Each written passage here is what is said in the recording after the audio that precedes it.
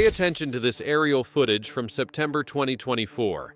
You're looking at a sprawling farm property in rural Oregon. 180 acres of fields, barns, and outbuildings. The kind of place where you could hide just about anything. Now watch as investigators focus on that area near the old equipment shed, the one in the back corner of the property, almost hidden by overgrown brush. What they're about to discover there will finally answer a question that's haunted a family for over 3 years. See those cadaver dogs? They've just alerted to something buried beneath that concrete slab. Something that's been there since the spring of 2021. The property owner's name is Richard Morrison. And what investigators are about to uncover will prove that sometimes the person you're looking for has been right under your nose the entire time. You know that moment when someone you love just disappears? No goodbye, no explanation, just gone. For the Patterson family, that nightmare began on May 8, 2021. Sarah Patterson was a 49-year-old mother of 4 from the small town of Riverside, Oregon.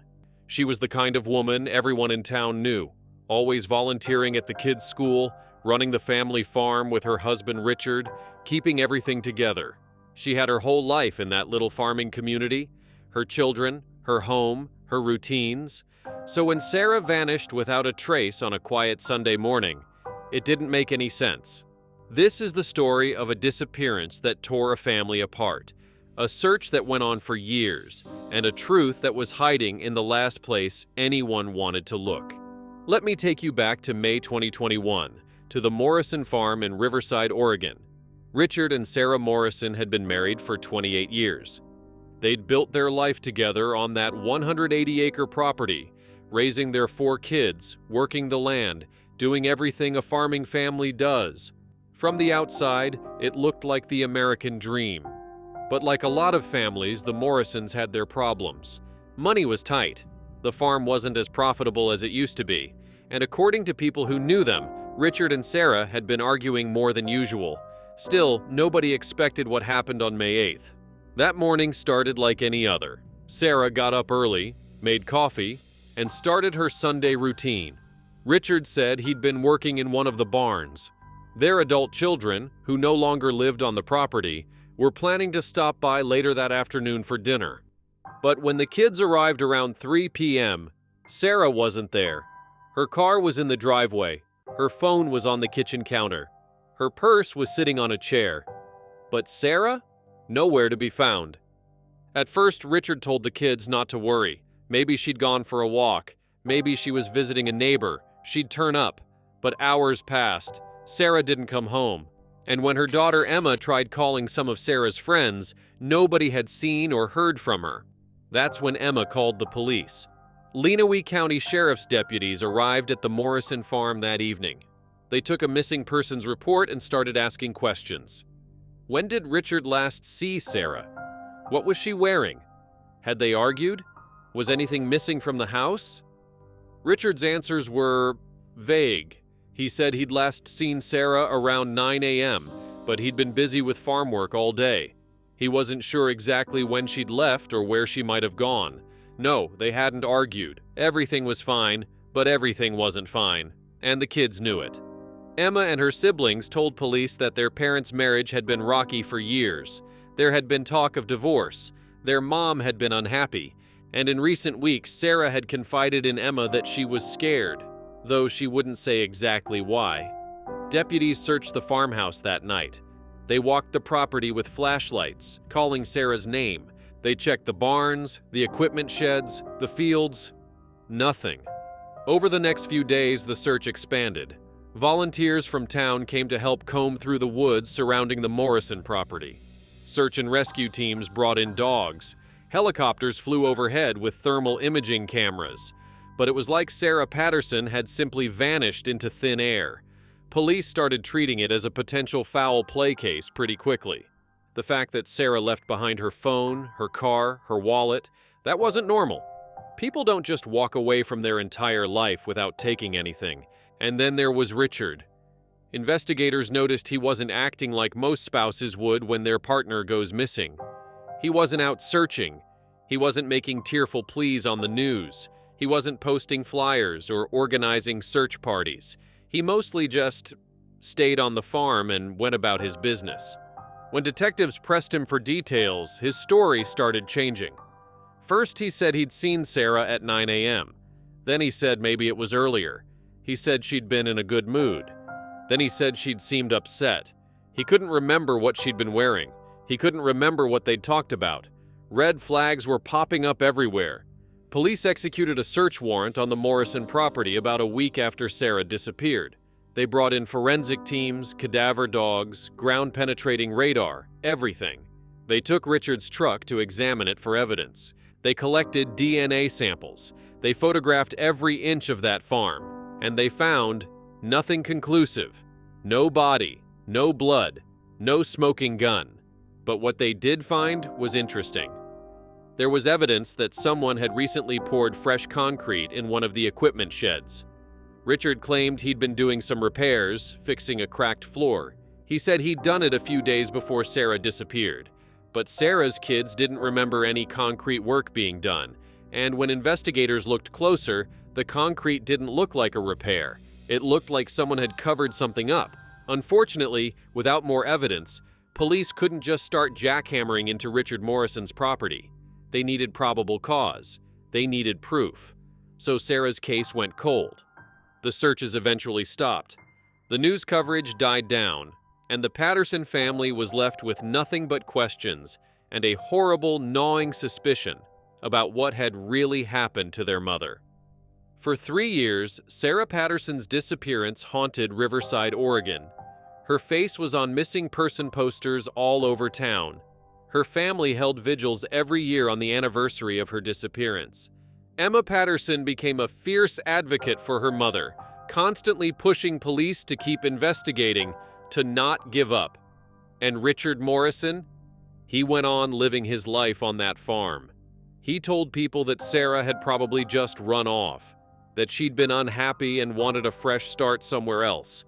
He acted like the whole thing was inconvenient for him, having his property searched, having police constantly asking questions, having people in town whisper about him everywhere he went. But here's what was really going on behind the scenes. Investigators never stopped looking at Richard Morrison as their prime suspect. They built a circumstantial case piece by piece. They documented the couple's financial troubles. They collected statements from friends and family about the state of their marriage. They found text messages between Richard and another woman, messages that suggested he'd been having an affair in the months before Sarah disappeared. They also discovered something interesting about the farm's finances. Richard and Sarah had owned the property jointly. If Sarah was declared legally dead, Richard would inherit everything. The farm, the house, all of it would become solely his. That's motive. Detectives also kept circling back to that concrete slab in the equipment shed. It gnawed at them. The timing was too convenient. Richard claimed he'd poured it before Sarah disappeared, but there was no proof of that. No receipts for concrete. No witnesses who saw him doing the work before May 8th. In 2023, Sarah's family filed a civil lawsuit against Richard. They argued that he should be held responsible for Sarah's disappearance and that he shouldn't be allowed to inherit her share of the farm. The lawsuit was their way of keeping pressure on him, of not letting him just move on with his life while Sarah was still missing. Richard hired lawyers. He denied everything. He said he had nothing to do with Sarah's disappearance and that his family was just trying to steal his property. The case dragged through the courts for months. Richard was deposed. He had to answer questions under oath about his relationship with Sarah, about that concrete slab, about everything. And with every answer, he seemed to dig himself deeper. Meanwhile, Sarah's kids never stopped pushing the police to do more. Emma Patterson became a regular presence at the sheriff's office. She brought them new leads. She kept the case in the public eye. She refused to let her mother become just another forgotten missing person. And finally, in the summer of 2024, something changed. New technology had become available for searching properties. Better ground-penetrating radar, more sensitive cadaver dogs, improved forensic techniques. Emma pushed the sheriff's office to do another search of the Morrison farm using these new tools. At first, Richard's lawyers fought it. They argued that the property had already been searched, that this was harassment, that there was no new evidence to justify another intrusion. But the judge disagreed. In August 2024, a new search warrant was issued, and this time, investigators were going to tear that property apart until they found answers. On August 28, 2024, a convoy of police vehicles rolled up to the Morrison farm. Richard Morrison stood on his porch and watched as investigators, forensic teams, and cadaver dogs flooded his property. He knew this wasn't just another routine search. This time, they were serious. The team started with the equipment shed, specifically that concrete slab that had bothered investigators for 3 years. They brought in ground-penetrating radar first. The operator slowly moved the device across the concrete floor, watching the monitor for any anomalies beneath the surface. And almost immediately, they got a hit. There was definitely something under that slab, something that didn't belong there. The cadaver dogs were brought in next. These weren't just any dogs. These were highly trained animals that could detect human remains even through concrete, even after years. When they reached the shed, both dogs immediately alerted to the same spot. That was all the confirmation investigators needed. They brought in jackhammers. Piece by piece, they broke through the concrete. It was slow, careful work. They didn't want to damage any evidence that might be underneath. Richard Morrison stayed inside his house the entire time, watching through the windows. About 2 feet down, they found her. Sarah Patterson's remains were wrapped in a tarp and buried in a shallow grave beneath what had been her own equipment shed. She'd been there the whole time. Through 3 years of searches, vigils, court hearings, and public pleas, she'd been right there on the property, hidden under concrete that Richard had poured to cover his crime. The medical examiner was called to the scene. The remains were carefully excavated and transported for analysis.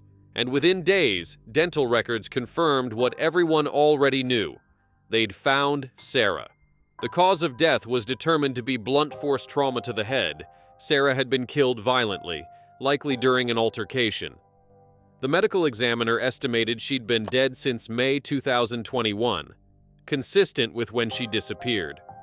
When investigators went back through their evidence with this new information, everything clicked into place. They reviewed aerial footage taken by drones during the initial searches back in 2021. And there it was. In photos taken just days after Sarah's disappearance, you could see fresh concrete in that equipment shed. The concrete that Richard claimed he'd poured before Sarah vanished had actually been poured right after she disappeared. The timeline was damning. Sarah was last seen alive on the morning of May 8th. Richard was alone with her on the property. By May 11th, just 3 days later, that concrete slab was already curing in the shed. Police also found other evidence they'd missed the first time. Blood traces in the barn that Richard had tried to clean up, fibers from the tarp found with Sarah's body that matched a tarp that had been in the barn, soil samples that proved the grave had been dug in May 2021, not earlier. On September 3rd, 2024, Richard Morrison was arrested at his home and charged with murder. He still claimed he was innocent. He said he had no idea how Sarah's body ended up on his property. Maybe someone else killed her and buried her there. Maybe she'd had an accident and he'd panicked and buried her without thinking. His explanations made no sense, and nobody was buying them. The trial began in early 2025. The prosecution laid out their case methodically. The troubled marriage, the affair, the financial motive, the lies Richard had told, the concrete slab, the forensic evidence, the timeline that proved he'd buried Sarah right after killing her. Richard's defense team tried to argue that the evidence was circumstantial, that the prosecution couldn't prove exactly what happened that morning, that maybe Sarah had died accidentally and Richard had just made a terrible decision in the aftermath. But the jury didn't need to know every detail of what happened. They had enough. After 2 days of deliberation, they returned with their verdict: guilty of second-degree murder.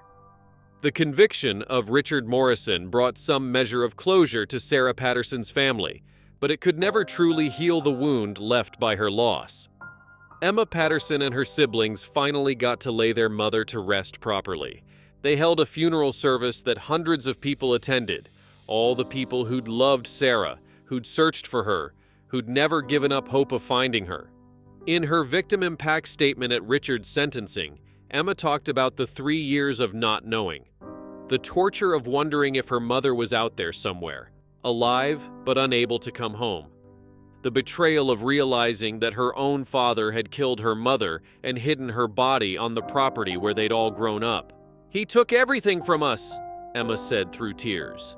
"Our mother, our sense of safety, our ability to trust. And then he made us search for her, knowing all along exactly where she was." The farm was sold. None of Sarah's children could bear to keep it. The new owners demolished the equipment shed entirely.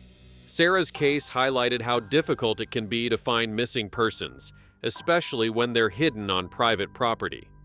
It led to changes in Oregon law about search warrants and the use of new forensic technology in cold cases.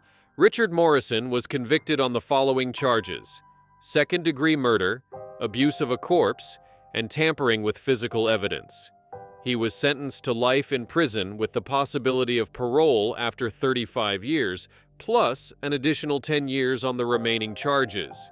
He will be 82 years old before he's even eligible for parole.